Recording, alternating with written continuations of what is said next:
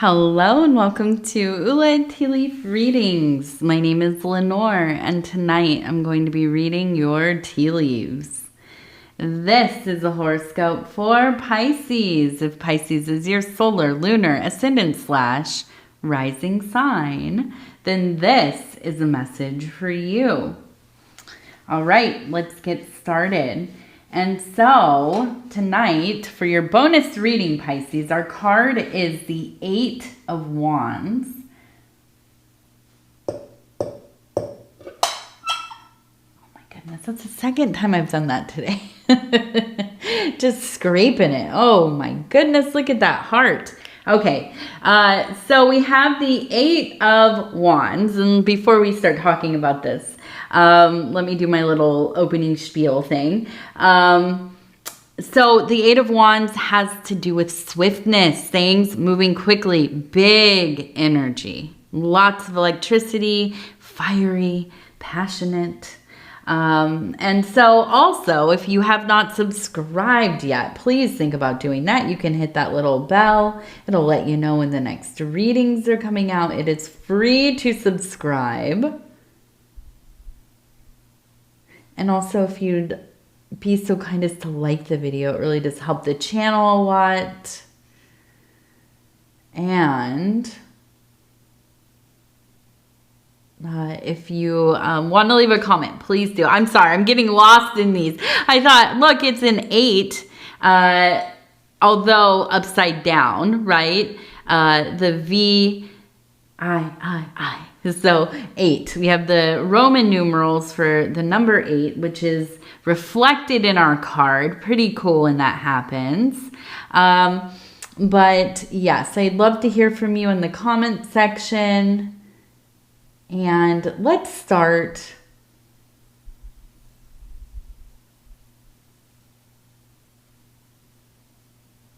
Let's start right here. Okay, so we have a person who is standing right here. You can see their body, their head, their arm is raised. They're pointing towards this heart, okay? The heart kind of almost looks like it has a banner across it right here. It leads me to believe that this is some kind of romantic imagery. Reminds me of kind of old Sailor Jerry tattoos that say like love on them.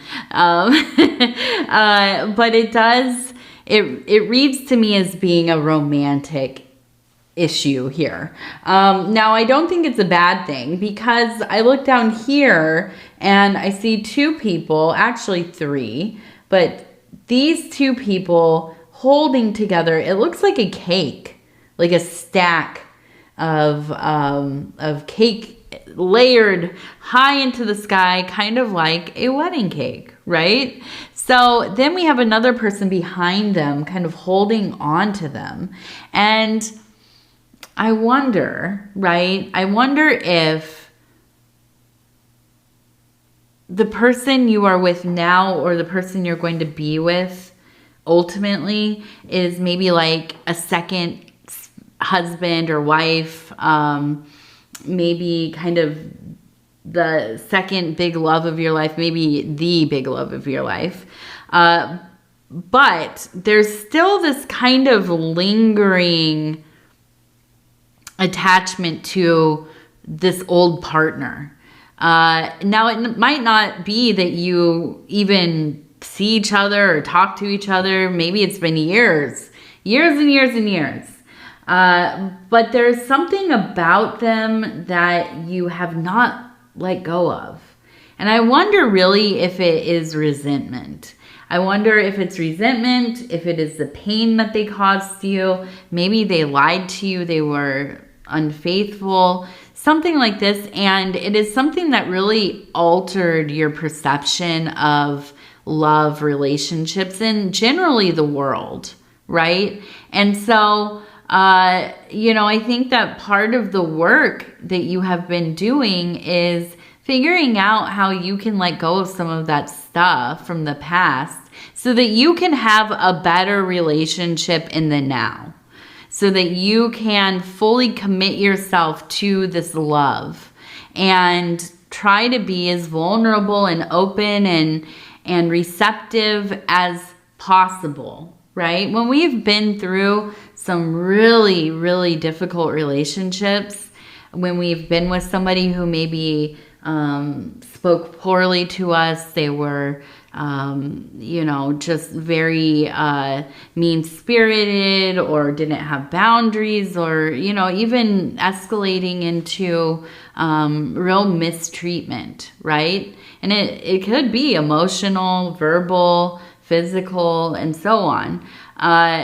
Having gone through something like that, yeah, it makes it very difficult to open yourself up to somebody else, right? It makes it difficult to believe that, you might meet somebody who will treat you with respect and love and honor and all of these kinds of things. But I feel like that is in the cards for you. That is somebody that is either right there in front of you now, or they will be, okay?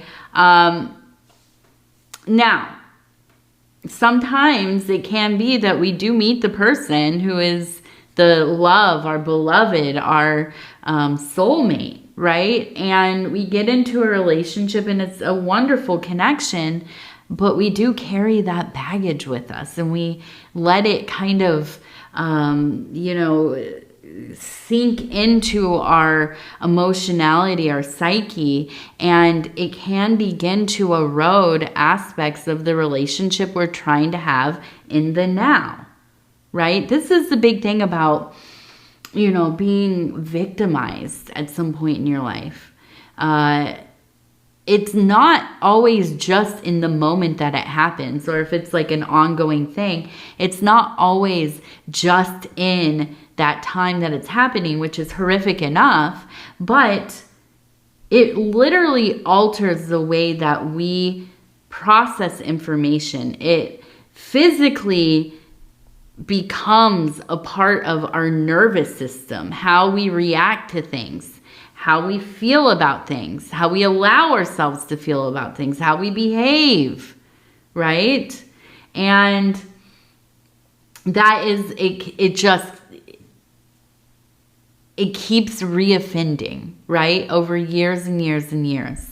And, unfortunately, even if it is something that is totally out of our hands, something we never wanted to be involved with, and it happens and it changes us, we're the ones that end up having to do the work, right? Figuring out, how can we process some of this? How can we, integrate some of this trauma so that we may be able to clear out some of the blockages it's created, so that we can have the love, the relationship, the life that we not only deserve, but we really want, right?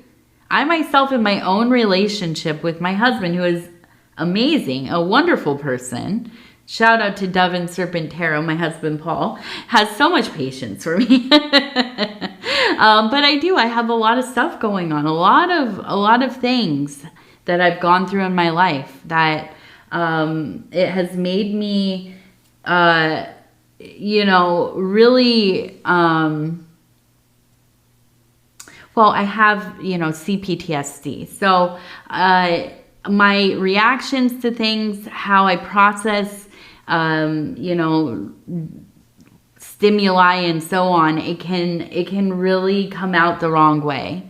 I can end up feeling, very much the opposite of how I want to feel about something. Even though logically I know, right, this is a great thing, this is a happy thing, I should be excited, I am spiraling, having anxiety attacks, crying, upset, closed off.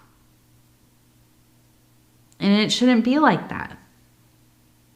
But I'm aware of it, and I have to do the work to figure out, right, how to at least modify it a little bit, right? And so I'm looking at this and I'm thinking, it's like, there's this old lingering shadow there. And I feel that you really want to let go of that stuff. I feel like you are dedicated to a path of healing, of, really being able to take full ownership of yourself, right? Not these stinking, well, in AA, we call it stinking thinking, right? Not letting that stuff take over, right? It's like driving, it gets in and it pushes you over and it takes the wheel, right? Starts driving you around. And logically, I don't want to feel like this. This isn't, I should be, happy about whatever's going on. Yet I don't, so something has to change here, right? And I think that you know that, and you are working diligently on this, Pisces. And, I feel ultimately, really, it does only strengthen your relationship. Okay. I can't imagine that anybody gets into a relationship and it's just like, oh, they're perfect, I'm perfect. We have nothing to work on. They have nothing to work on. I have nothing. We're all good. Everything is just, peachy keen. No, of course, so often we're attracted to the people that we are because, we understand some of their pain. They understand some of our pain. And we love people even for their flaws, and they love us for our flaws. But when you're with somebody and you see that, hey, they're trying to work on themselves, they are trying to figure this out for the better of their life, but also our shared life, our relationship, what could be more attractive than that? And I do. I think that your partner sees this in you, and you see this in your partner as well, because they're working on themselves too. And ultimately, it feels like a very blessed union. And so now you might be saying, I'm single, I'm not interested, I'm post-love, Lenor, I'm post-romantic life, right? Now, this might be with yourself. And I know you might be saying, oh, that's kind of a cop-out. But really, I mean, truly, and I say this with all of my heart, the ultimate love story of all of our lives will be with ourselves. If we can learn to love, court, honor, devote ourselves to ourselves in the way that we might to somebody else, we're golden. Nobody can shake that. Nobody can come in there and say, this is all nonsense. You don't deserve the love from yourself. No, nobody's going to dissuade you from your love affair with yourself. Okay, it is, and it is a beautiful process as well. It is, and so it might be that you're working on this with yourself, getting into a place where you feel better with how how you're living, how you're doing. You look at yourself and, listen, for me, when I got into recovery, I had so much guilt and shame, and I still do. I still have plenty, but I remember going to bed every single night for years, worried about what I'd done, what I said, what's going to happen, just chaotic, constantly in fear. And I'm not saying that just getting sober, it didn't fix it. Actually, for a while it was worse, right? Because then it's like you're really acutely aware of how things have been, right? But when I started to really get into my journey of kind of pulling myself out of the gutter, right? And at some point, some years after going into recovery, really beginning to, fall in love with myself, I started to realize that I would go to bed not feeling ashamed of much of anything, not feeling guilty, not worried about what I said to somebody or what I did or how I, maybe upset somebody or whatever. I didn't think about it because I wasn't in conflict with anybody or anything.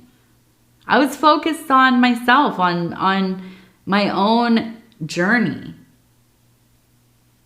on getting to where I really wanted to go. And that's all that mattered. And that was a freedom I did not know existed. And I hope all of us can get to that point at some point in our lives, even if it is brief, right? Now I'm a mom. I have a young child and I worry every night. I'm back to worrying. Am I doing this right? Am I doing the right thing? Did I say the right thing? And so I do. I feel like you are in a beautiful place here. You are. And it is. Some days it's going to be real difficult. Some days it's going to feel like you've made no progress. You're just kind of spinning your wheels. But ultimately, and I do challenge you to really sit down and think about where you were 10 years ago, right? What was your life like? Not like, the memories you have on Facebook or like this curated imagery of your life, but really think about what was going on with you. What kind of interior dialogue did you have? How secure did you feel in your own life? How much clarity did you have about your own life, right? Compare that to now. And that's really where we can measure, yeah, things are different. And I have worked diligently for that. Okay, I don't want to forget this number. I almost spinned it and lost it. We have 63 right there, okay? 63. Now we also have over here, it looks like a person blowing a horn. So the horn to me really represents the opening of a ritual or ceremony. So I do feel like this is kind of the sounding of the beginning of this new cycle that you are in. And up here we have the 8, okay? So the number 8 seems very important this next period of time. We also have a large blooming flower right here. So I feel like there is a decent amount of prosperity happening, abundance coming in. I feel like this is a time where you're starting to maybe make some more money. You're able to put some away. You're looking around at your life. You're feeling pretty good about yourself. Maybe you got a new job or a raise, or you've just plain gotten better with how you plan and spend your money and all that. And I feel like this is maybe a really big source of calm in your life. Being able to not, be in that state of terror. Am I going to be able to make rent this month? Do I have enough gas money to get the kids to school? Will I be able to buy groceries this week? All of these kinds of things that we've all worried about, right? We've all had these periods of time where you just don't know. You don't know if it's going to be okay or if it's going to work out. But when we do get into these, times where it's like, okay, I have enough to pay my bills. I can get a little groceries. We got gas for taking the kids to wherever. Good. We're golden, right? And I feel like it is. It is a time that you're doing pretty well, right? And it has opened up some space for you where you're not stressing, right? And you are able to kind of apply some of your energies, some of your attention on whatever it is that you want to be working on, right? What if that's like a hobby, a special interest, It could be starting a business or a side hustle or something like this. And it could just really be good old, you know, taking some time for yourself, some self-care stuff. And I think that's really, it's so important. I know we talk about it a lot in our society, but I don't think that, you know, I think a lot of us don't really actually partake in it that much, right? Because we're busy. And so when we have that little bit of time that we can be doing some of the stuff that we want to be doing, oh boy, should we be taking it? Yes, absolutely. And do not feel bad about it. You need it, okay? Now, we also have 27 as a number. And we're going to go over here. We're going to take a look at the plate. I'm going to take a drink here. Okay.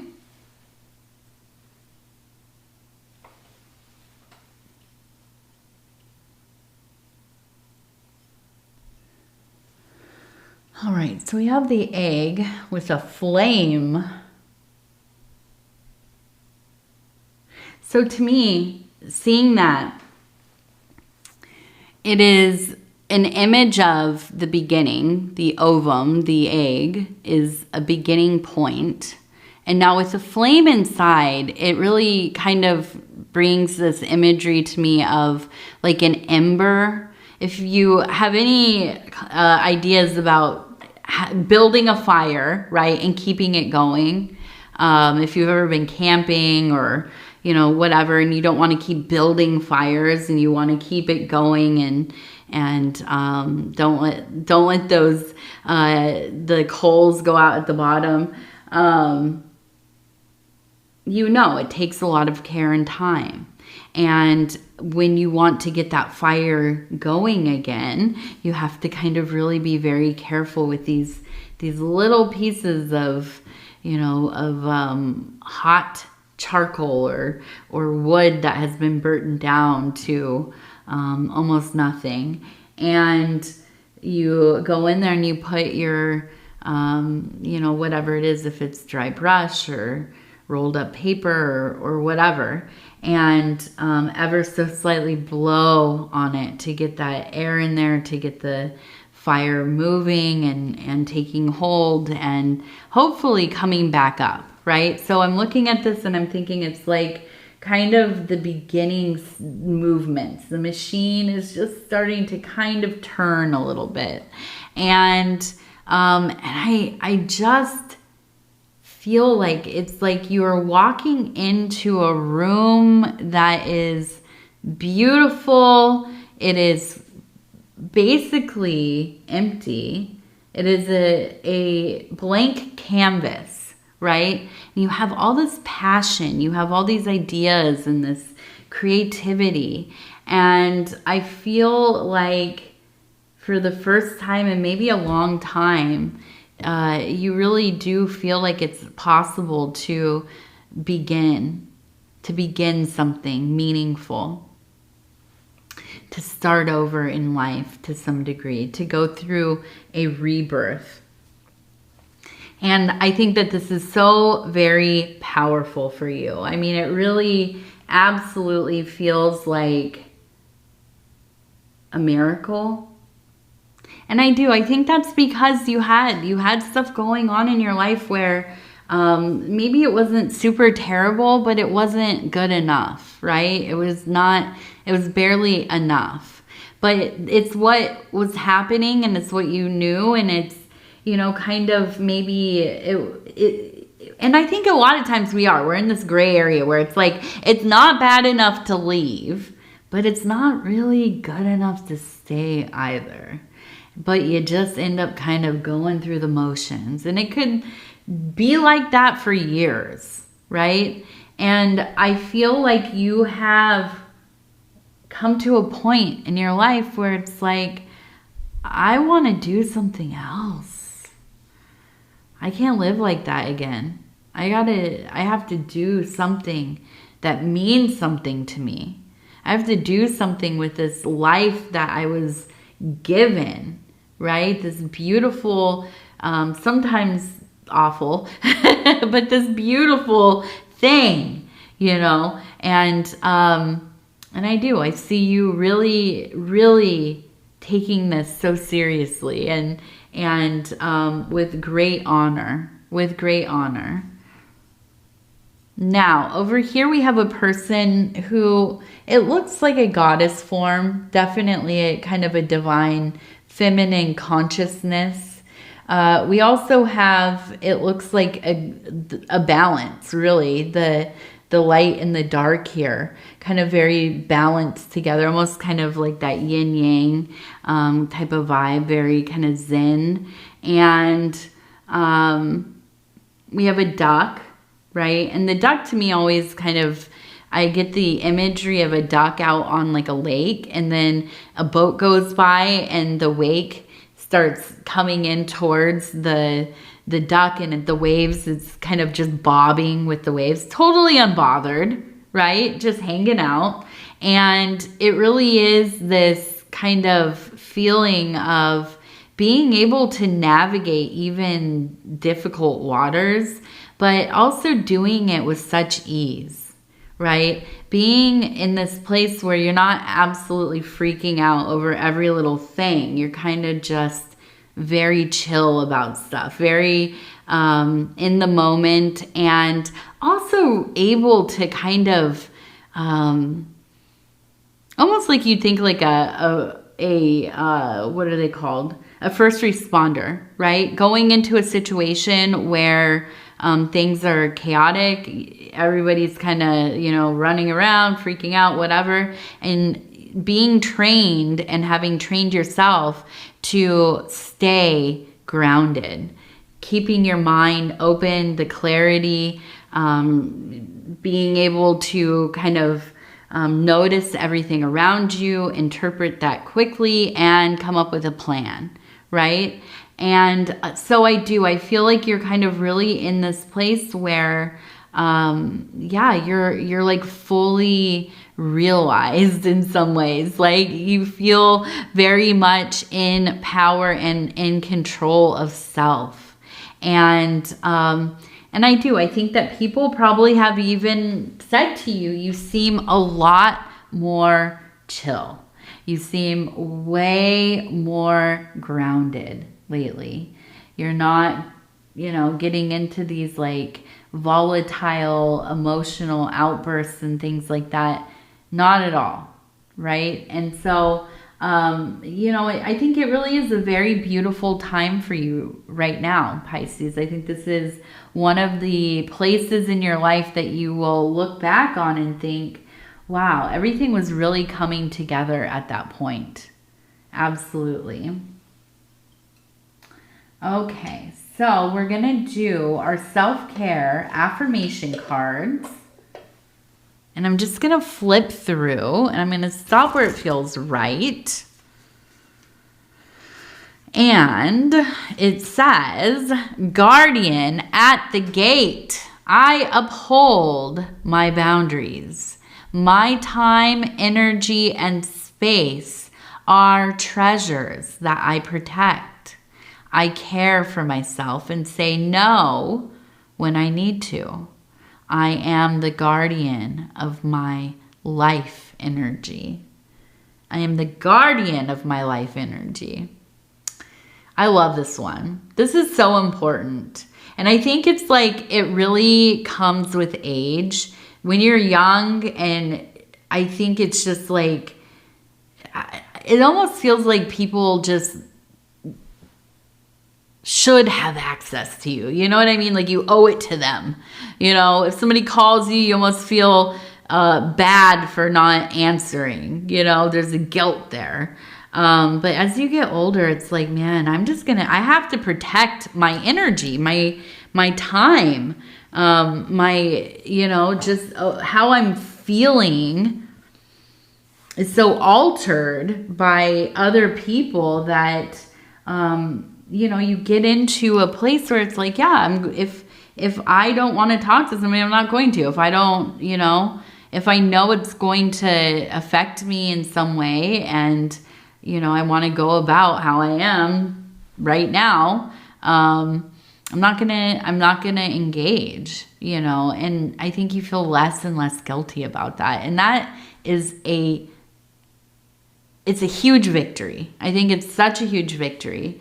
You know, and I think that especially I can only speak for myself. I've grown up as a woman. I've always kind of, you know, identified in that space to you know, mostly, right?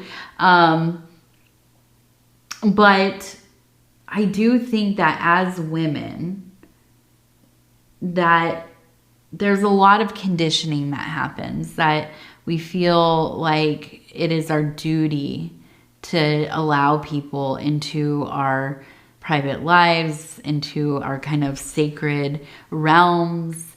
You know, if somebody takes an interest or speaks to us, that, you know, there's a sense of like, we have to be somewhat receptive, you know. And there are a lot of complex reasons for this I'm not going to go into, you know, and I would only be musing about it anyways. I don't know anything for sure.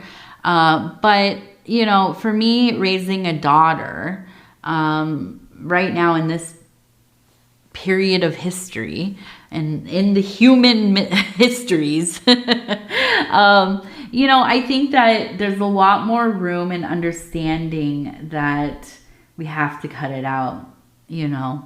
There's a lot of education now about like autonomy, self-autonomy, this movement towards like things like, I'm sure you remember this as a kid. If your parents said, go hug, you know, whoever, your family member, goodbye, and you didn't want to, you just had that instinctual, like, I don't want to do that. I don't like that. It makes me uncomfortable. But it's like kind of culturally, yeah, you go hug them, go say goodbye.